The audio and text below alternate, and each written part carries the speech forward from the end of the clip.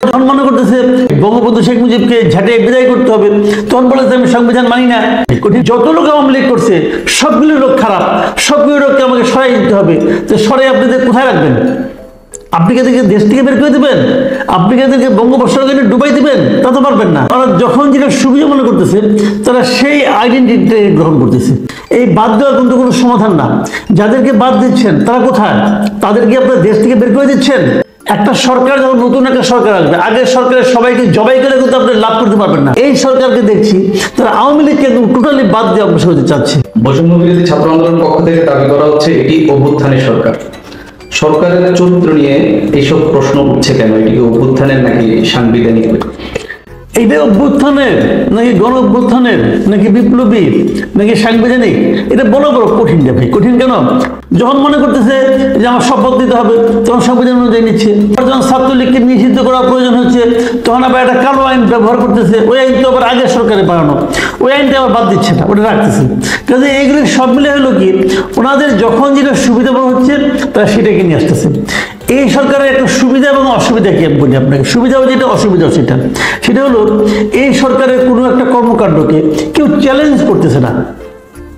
Challenge না করাটা ওরা মনে করছে আমার জন্য সুবিধা, যা ইচ্ছা আমি তাই করতে পারছি, কিন্তু এটা আসলে আখেরে অসুবিধা। অসুবিধা মানে পরে কিন্তু একবারে সব চ্যালেঞ্জ হবে, এবং তখন তারা কীভাবে এটা হ্যান্ডেল করবে আমি বলতে পারবো না। দেখেন, চ্যালেঞ্জ হয়েছে মাত্র 2-3টা জিনিস। যেগুলি চ্যালেঞ্জ হয়েছে সেগুলো কিন্তু সরকার বাস্তবায়ন করতে পারে নাই। যেমন একটা ছিল যে রাষ্ট্রপতিকে অপসারণ করা, রাষ্ট্রপতিকে নামিয়ে দেওয়া, চ্যালেঞ্জ হয়েছে, হওয়ার পরে থেমে যেতে বাধ্য হয়েছে। আওয়ামী লীগকে নিষিদ্ধ করবে, চ্যালেঞ্জ হয়েছে, এটাকে বিএনপি বলছে না আমরা কোনো দলকে নিষিদ্ধ করতে চাই না, চুপ হয়ে গেছে। কিন্তু এরকম অনেক অনেক ক্ষেত্রে যেগুলো মানে আপনার মনে করেন বিএনপি চ্যালেঞ্জ করেছে যে না এটা আমরা চাই না, সরকার কিন্তু সেখানে আর বিরোধে জড়াতে চায় না। এবং সরকারের যে বিরোধে জড়াতে না চাওয়াটা, এটাকে আমি বলবো খুবই পজিটিভ একটা ব্যাপার। সবকিছু নিয়ে বিরোধ করা ঠিক না, কারণ তাদেরকে মানতে হবে।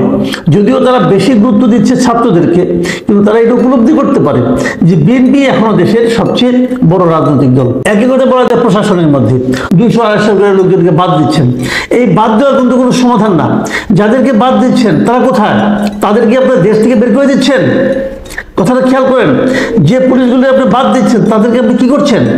তারা তো দেশেই থাকতেছে। তো তাদেরকে নিয়ে, তাদেরকে আপনি বিচ্ছিন্ন করে দিয়ে, তাদের মধ্যে হৃদয়ে আঘাত দিয়ে তাদেরকে আপনি কি করছেন? আপনার সরকারের বিরোধী অবস্থানে ঠেলে দিচ্ছেন। এটা তো কোনো ভালো কাজ না। একটা সরকার যখন নতুন একটা সরকার আসবে, আগের সরকারের সবাইকে জবাই করে কিন্তু আপনি লাভ করতে পারবেন না। তাদেরকে আপনাকে ম্যানেজ করে, তাদেরকে মোটিভেট করে আপনাকে এখানে আনতে হবে। আপনি যদি ধরেই নেন যে যত লোক আওয়ামী লীগ করছে সবগুলো লোক খারাপ, সবগুলো লোককে আমাকে সরাই দিতে হবে, তো সরাই আপনাদের কোথায় রাখবেন? আপনি কি এদেরকে দেশ থেকে বের করে দেবেন? আপনি কি এদেরকে বঙ্গোপসাগরে ডুবাই দিবেন? তা তো পারবেন না। তাহলে তাদেরকে নিয়ে কিভাবে থাকবেন, কিভাবে একসঙ্গে থাকবেন, তার একটা আইডিয়া, তার একটা সিস্টেম, তার একটা প্ল্যানিং আপনাকে করতে হবে। সেই প্ল্যানিং আপনি করতে না পারলে মনে করার কোনো কারণ নাই যে প্ল্যানিং করা যাবে না। কেউ না কেউ নিশ্চয়ই করতে পারবে। আমাদের সেই লোকটাকে দরকার, না হলে দেশ অগ্রসর হবে না। আগের আওয়ামী লীগ চেষ্টা করেছিল বিএনপিকে বাদ দিয়ে অগ্রসর হওয়ার জন্য, আবার এই সরকারকে দেখছি তারা আওয়ামী লীগকে একদম টোটালি বাদ দিয়ে অগ্রসর হতে চাচ্ছে। এইভাবে দেশ অগ্রসর হয় না। পৃথিবীর কোনো দেশ আপনি পাবেন না যেখানে নাকি জাতিকে বিভক্ত করে অগ্রসর হতে পারছে। আপনাকে জাতিকে একীভূত করে অগ্রসর হতে হবে। এখন সেটা আপনি কেমন দেখেন, রাজনৈতিক বিরোধ থাকবেই, কিন্তু রাজনৈতিক বিরোধ থাকার পরেও দেশের স্বার্থের প্রশ্নে দলগুলোকে এক হতে হবে। ওই জায়গাটা আনার দায়িত্ব কার? সরকারের। কিন্তু এই সরকার তো একটা বিশেষ গোষ্ঠীর সরকার হয়ে গেছে। আপনি আওয়ামী লীগের ভোট যদি আপনি হেলাফেলা করে দেন, তাও বাংলাদেশে কমপক্ষে 20-25% লোক আছে। 20-25% কত লোক হয়? যদি 20 কোটি লোক থাকে, 20 কোটি লোক থেকে 20% মানে 20% মানে 4 কোটি লোক। তো 4 কোটি লোক ফালা যাবেন, মানে 4 কোটি মানে একদম বাতিল হয়ে গেল? এত সহজ না ভাই দুনিয়াটা। আমি ব্যক্তিগতভাবে কোনো নিষিদ্ধেরই পক্ষে না। আমি কোনো রাজনৈতিক দলকে নিষিদ্ধ করার পক্ষে না। আমি মনে করি একটা রাজনৈতিক দল নিষিদ্ধ হয়ে যায়, কখন হয়ে যায়? যখন নাকি জনগণ সেই দলটাকে প্রত্যাখ্যান করে। আপনি রাষ্ট্রের ক্ষমতায় থেকে, উপরে থেকে আপনার মনে হলো এই দলটাকে নিষিদ্ধ করা দরকার, আপনি নিষিদ্ধ করে দিলেন। এই দলটা আপনার জন্য বিব্রতকর, আপনি নিষিদ্ধ করে দিলেন। আমি এই প্রক্রিয়ার পক্ষপাতী না। বিভিন্ন রাজনৈতিক দল বিভিন্ন সময়ের প্রেক্ষিতে কখনো স্বৈরাচারী হয়ে ওঠে তার নেতৃত্ব, কখনো বা সেটা গণতান্ত্রিক হয়ে ওঠে, এবং সে এই যা কিছু হয় নেতৃত্বের কারণে হয়। আমি আপনাকে একটা ছোট এক্সাম্পল দিয়ে বুঝাই। আমরা প্রায়ই দেখি না যে স্কুল কলেজের ছাত্রাবাসের পাশ দিয়ে বাস দ্রুত বেগে যাওয়ার সময় কোনো একজন স্টুডেন্টকে গাড়ি চাপা দেয়, দেয় তো। দেওয়ার পর স্টুডেন্টটা কি করে, সেই গাড়িটাকে আটকায়।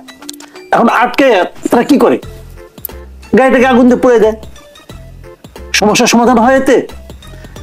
গাড়িটা কি এই হত্যার জন্য কি গাড়িটা দায়ী? এই গাড়ি তো গত 10 বছর ধরে ভাই চলছে। গত 10 বছর তো এই গাড়ি অনেক লোকের উপকার করছে। আজকে এই গাড়ির নিচে পড়ে একটা লোক মারা গেছে, এটা কি গাড়ির দোষ নাকি চালকের দোষ? আপনি যদি বলেন এটা কি গাড়ি, এটা টাটা কোম্পানি গাড়ি, ওকে, তাহলে এই গাড়ি বাংলাদেশ ইম্পোর্ট করলো কে? নিটল। অতএব নিটলের উপরে আগুন ধরে দিলেন, ইম্পোর্টই করতে দেবো না। আবার একজন বললো না, নিটলকে মেরে লাভ কি, এটা তো টাটা বানাইছে। তো টাটার তো রতন টাটা মারা গেছে, কি করা যায়? তো রতন টাটার একটা পুষ্পত্র লিখে আপনি দাহ করে দিলেন, সমাধান হবে? সমাধানটা হলো, প্রবলেমটা হলো ড্রাইভার, যে ড্রাইভার চালিয়েছে। আবার ওকে দেখেন একটা কথা ভাবেন তো, ওই ড্রাইভার কিন্তু গত 10 বছর ধরে গাড়ি চালাচ্ছে। এই গত 10 বছরে সে ভালোভাবে গাড়ি চালিয়ে অনেক লোক উপকারও করছে। এখন আজকে তো সে দায়িত্বটা পালন করতে পারে নাই, হয়তো কিছু খাইছে টাইছে, কি করছে আমি জানি না। তো এখন আপনি বিচারটা করবেন কার? ড্রাইভারের। তো আওয়ামী লীগ একটা দল, এই দল তো আমাদের স্বাধীনতা যুদ্ধেরও সময় সে ভূমিকা রাখছে, অনেক মানুষের উপকার কি এই দল দ্বারা হয় নাই? হয়েছে। এখন এই দলের যে ড্রাইভার ছিল, সর্বশেষ যে ড্রাইভার, আপনি ড্রাইভারের বিচার করেন, কোনো সমস্যা নাই। এই গাড়িতে তো অনেক লোক আছে, অনেক লোকের মালামাল আছে, অনেক লোকের ইনভেস্টমেন্ট থাকতে পারে এখানে, আপনি যেটা পড়ে যেতে পারেন না। তো এই দেশের আপনি ধরেন তারপরে ধরলাম আওয়ামী লীগ আপনার বন্ধ করে দিবেন। এই দলের কমপক্ষে এই দেশে এখনো 3 থেকে 4 কোটি লোক আছে যারা নাকি আওয়ামী লীগকে ভোট দেয়, সমর্থক আছে প্রত্যন্ত অঞ্চলে। এখন সবগুলো লোক নিয়ে আপনি বঙ্গোপসাগরে ফেলে দিবেন? ভাই এটা হয় না, এটা সিস্টেম না। আপনি একটা দল, সে যদি জনগণ তাকে প্রত্যাখ্যান করে, আজকে আওয়ামী লীগকে ইলেকশন করতে দেন, দেখেন আওয়ামী লীগ কয়টা ভোট পায়। ভোট পাওয়ার পরে এই দল বুঝতে পারবে যে এই দলের সমর্থন কেন কমলো, ঠিক করবে। বিগত 16-17 বছর ধরে আসলে আমরা যে ধরনটি দেখছি, কিংবা যারা আসলে একনায়কতন্ত্র তৈরি করেছে, যে ফ্যাসিস্ট সরকার আমরা দেখেছি, তাদের প্রতি মানুষের ক্ষোভ থাকাটা যেমন স্বাভাবিক, তেমনি শাস্তিমূলক ব্যবস্থা নেওয়া প্রয়োজন সেই ধরনের অন্যায় অবিচারের বিরুদ্ধে, সেটিও জরুরি। কিন্তু শাস্তিটা আসলে কার হবে? দলের, সংগঠনের, নেতৃত্বের কার হবে? সেটি আসলে আমাদের খুঁজে বের করার সময় এসছে কিনা? অবশ্যই আসছে, এটা তো করতেই হবে।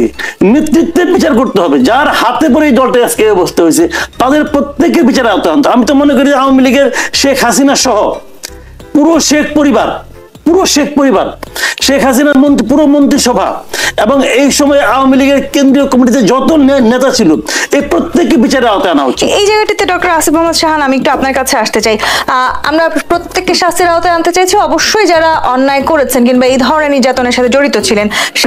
এই যে জনসম্পৃক্ততার কথা আমরা বলছি, জনগণ আসলে আওয়ামী লীগকে আগামী নির্বাচনে আদৌ দেখতে চায় কিনা, সেটি নিয়েও তো একটি বড় প্রশ্ন থেকে গেল। আবার যদি আমরা নির্বাচনে আওয়ামী লীগের মতন একটি প্রাচীন কিংবা বড় রাজনৈতিক দলকে না দেখি, নির্বাচনে আমরা সবসময় যে শব্দটি ব্যবহার করি লেভেল প্লেইং ফিল্ড, সেটিও বাকি আমরা তৈরি করতে পারবো? দেখেন, নির্বাচনটা কিন্তু আসলে কেবলমাত্র প্রার্থীর জন্য না, নির্বাচন কিন্তু ভোটারের জন্য। আমরা গতবারই 7ই জানুয়ারি নির্বাচনের খুব সমালোচনা করেছিলাম। কেন বলেন তো? বলেছিলাম যে এটা এমন একটা ব্যালট পেপার আপনি আমাদেরকে, মানে আমাদের ভোটারের হাতে দিচ্ছেন, যেখানে নাকি প্রার্থীর ভোটারের কাছে পর্যাপ্ত সংখ্যক বিকল্প নাই। মানে আমি যাকে ভোট দিতে চাই তার নামটা এখানে নাই, অথচ তার নামটা এখানে থাকতে পারতো। তার মানে নির্বাচনটা কেবল কিন্তু পার্টির জন্য না, পলিটিক্যাল পার্টি, প্রার্থীদের জন্য না, ভোটারের জন্য। তো আপনি যদি এখন আওয়ামী লীগকে বাদ দিয়ে ইলেকশন করেন, তাহলে আমি সেই একই অভিযোগ করব যে আওয়ামী লীগের বিপুল সংখ্যক ভোটার তারা ভোট দেওয়ার জন্য লোক পাচ্ছে না। তো এটা তো ঠিক হলো না রে ভাই। তো এই একই সমস্যা কিন্তু এভাবেই চলতে থাকবে। কাজেই উনি যে কথাটা বলেন, আমি ওনার সঙ্গে একমত। আমি এই কথাটাই বারবার বলতেছি যে আপনি প্রত্যেকটা লোকের বিচার করতে পারবেন। এই পার্টিকে, আওয়ামী লীগের নাম ব্যবহার করে শেখ হাসিনা দুর্নীতি করে নাই, শেখ হাসিনা অন্যায় করে নাই, শেখ হাসিনা গণতন্ত্রকে হত্যা করে নাই, হত্যা করেছে। সে গণতন্ত্রকে শেষ করে দিয়েছে, সে মানুষের ভোটাধিকার নিয়ে হাসি তামাশা করেছে। তো প্রত্যেকটা আচরণের বিচার হতে পারে, এই বিচারটা করেন। এই যে আপনার 2 দিন আগে দেখলাম যে ইন্টারভিউ দিল একজন ডাক্তার হাসান মাহমুদ, তার বিচার করেন। সেই গণতন্ত্র নিয়ে কি হাসি তামাশা করেছে, হাস্য, মানে তুচ্ছতাচ্ছিল্য করেছে সাধারণ মানুষকে, বিএনপিকে, সবাইকে। এদের বিচার করেন। এদের বিচার করলে কি হবে? আরেকজন লোক কখনো ক্ষমতা পেয়ে এ ধরনের আচরণ করার সাহস পাবে না। কিন্তু আমরা যদি বলতে যে আসলে আমরা পরবর্তী নির্বাচনে আওয়ামী লীগ যদি নির্বাচনে কোনো না কোনো ভাবে চলেও আসে, সেক্ষেত্রে আসলে তারা ভোট পাবে, সেই নিশ্চয়তা আদৌ আছে বাংলাদেশের মানুষের মধ্যে? আসলে সেই ধরনের আস্থা কি ফিরে এসেছে আদৌ? আপনার কাছে একটু জানতে চাই আমি। দেখুন, আপনি আসলে কি আমরা আসলে কি চাচ্ছি? আমরা একটা লিবারেল ডেমোক্রেটিক কান্ট্রি তৈরি করতে চাচ্ছি। লিবারেল ডেমোক্রেটিক কান্ট্রি যদি আমরা তৈরি করতে চাই, সেখানে তো হচ্ছে জনগণের উপর আপনার ভরসা রাখতে হবে। তাহলে জনগণ কি পছন্দ করবে কি না করবে সেটা, তাহলে আপনাকে অপশনটা তো দিতে হবে জনগণকে। জনগণের পরে এটাকে বাদ দেখ বা না দেখ, সেটা হচ্ছে পরবর্তী প্রশ্ন। দ্বিতীয় প্রশ্ন হচ্ছে, একটা লিবারেল ডেমোক্রেটিক রাষ্ট্রে আপনি এত শক্তিশালী রাষ্ট্র চান যে রাষ্ট্র চাইলে হচ্ছে একে নিষিদ্ধ করবে, ওকে নিষিদ্ধ করবে, এবং জিনিসটা তো উল্টোটা হওয়া উচিত। রাষ্ট্রের এই ক্ষমতাটাকে আপনি কমাবেন, ক্ষমতাটা দেবেন জনগণের হাতে। জনগণ কাউকে হচ্ছে গিয়ে পরিত্যাগ করবে, সেটার ভিত্তিতেই না আপনার লিবারেল ডেমোক্রেটিক দেশটা আগাবে। এছাড়া তো হচ্ছে গিয়ে আমরা সেই প্রক্রিয়াটা দেখতে পাচ্ছি না। জি, কিন্তু রাজনৈতিক দলগুলোকেও তো আসলে আস্থার জায়গাটিতে ফেরত আসতে হবে। রাজনৈতিক ভাবে বিভিন্ন মানুষের বিভিন্ন মতবাদ থাকতেই পারে মাসুদ কামাল, কিন্তু কোন একটি রাজনৈতিক দলকে আমি অপছন্দ করলে সেই রাজনৈতিক কার্যালয়ে আগুন দিতে পারি, কিংবা সেই রাজনীতিকে আমি নিষিদ্ধ করে দিব কিংবা ভাঙচুর করব, সেই সংস্কৃতি থেকেও বেরিয়ে আসার সময় এসছে কিনা আমাদের? অবশ্যই, সেটা সবসময় এই সময় ছিল। এটা তো কখনোই ঠিক না, এটা আজকে কেবল না, এটা সবসময় ঠিক না। এবং এটা যদি এরকম ঘটনা ঘটে, তাহলে এক্ষেত্রে সরকারকে ভূমিকা রাখতে হবে। এই যে আপনি জাতীয় পার্টি যে কথাটা আলটিমেটলি তো ওইটি বললেন, আপনি যে জাতীয় পার্টির কার্যালয়ে আগুন দিল, সরকার কি করলো? সরকার কি করছে? আঙুল চুটছে বসে বসে? সরকারের কি কাজ? সরকার যদি কিছুই না করে, তাহলে এই কাজটা কে করলো? একটা কতগুলো দুষ্কৃতকারী কাজটা করছে আমি মনে করি। কারণ বৈষম্যবিরোধী ছাত্র আন্দোলন, তারা বলছে এই ধরনের কোনো সিদ্ধান্ত আমরা নেইনি, তাদের কোনো কেন্দ্রীয় সিদ্ধান্ত হয়নি। এখন একজনকে মনে করলো এটা এখানে আগুন দেওয়া দরকার, সে আগুন দিয়ে দিল। এটা কি মগের মুলুক নাকি রে ভাই? অন্তর্বর্তীকালীন সরকার দায়িত্ব জায়গা আছে। রাষ্ট্রের তো এটা প্রধান দায়িত্বই তো হচ্ছে নিরাপত্তা। ঠিক, আবার একইভাবে যখন আমরা ছাত্র রাজনীতি নিষিদ্ধের দাবি দেখছি, ঠিক একই সময় আমরা ছাত্ররা আসলে রাজনৈতিক দল হিসেবে আত্মপ্রকাশ করতে যাচ্ছেন, সেটিও শুনতে পাচ্ছি। ছাত্রদের একটি রাজনৈতিক দল আত্মপ্রকাশ করতে যাচ্ছে, সেটি আসলে পুরনো যে রাজনৈতিক দলগুলো ইতিমধ্যে রাজনীতির মাঠে আছে তাদের জন্য বড় চ্যালেঞ্জ হবে কিনা? চ্যালেঞ্জ হবে না। আমি তো চাই যে ছাত্ররা রাজনৈতিক দল করুক, এটা আমি খুব সিরিয়াসলি চাই যে ওনারা পলিটিক্যাল পার্টি করুন, এবং পলিটিক্যাল পার্টি নিয়ে ওরা সারা দেশে ঘুরুক, এবং সারা দেশে মানুষের কাছ থেকে তাদের সমর্থন আদায় করার চেষ্টা করুক, এবং মানুষকে কনভিন্স করুক যে ওনাদের নতুন রাজনীতির কথা। যেমন ওনারা, কালকে দেখলাম যে পঞ্চগড়ে একজন বলেছেন যে পুরো আগের প্রজন্মের রাজনৈতিক নেতৃত্ব ব্যর্থ, এখন নেতৃত্ব নতুনদেরকে দিতে হবে। তো আমি চাই যে দিতে হবে না, ওনারা এটা বলুক যে এখন আমরা নতুনরাই নেতৃত্ব দিতে চাচ্ছি। ওনারা দেখ না, আমি তো চাই দেখ। কারণ এটা এই কারণে হয় যে ধরেন আমি আসলে কতটা পারি, এটা মাঠে নামলেই বোঝা যায়, না নামলে বোঝা যায় না। ওই দূরে গ্যালারিতে বসে বসে অনেক কিছু বলা যায়। তো আমি চাই ওনারা মাঠে নামুন, নেমে মানুষের সঙ্গে ইনভলভ হন, দেখুন মানুষ আসলে কি চায়, মানুষ কি ধরনের পলিটিক্স চায়। আমরা তো এটা তো আমরা অনেকেই বলি, আমরা তো দেখতে দেখতে আমাদের চোখ পচে গেছে যে আর কত এই আওয়ামী লীগ, বিএনপি, জামাত, জাতীয় পার্টি, এই তো দেখতেছি আমরা এত বছর ধরে। এখন যদি নতুন একটা ইয়াং ফোর্স আসে, আমি তাকে ওয়েলকাম করি, অবশ্যই তারা আসুক, কিন্তু না এসে বড় বড় কথা শুনতে ভালো লাগে না। জি, এরকম আসলে অনেক উদাহরণ আমরা দেখেছি। ডক্টর আসিফ মাহমুদ শাহান, আমরা কিংস পার্টির কথা যদি বলি, বিশেষ করে আমরা বড় রাজনৈতিক দলগুলোকে নিজেদের প্রয়োজনে, বিশেষ করে নির্বাচনের সময়টাতে কিংস পার্টিগুলোকে ব্যবহার করতেও দেখেছি। সেই ধারা থেকে ফিরে আসা উচিত কিনা গণতান্ত্রিক পথে হাঁটতে হলে?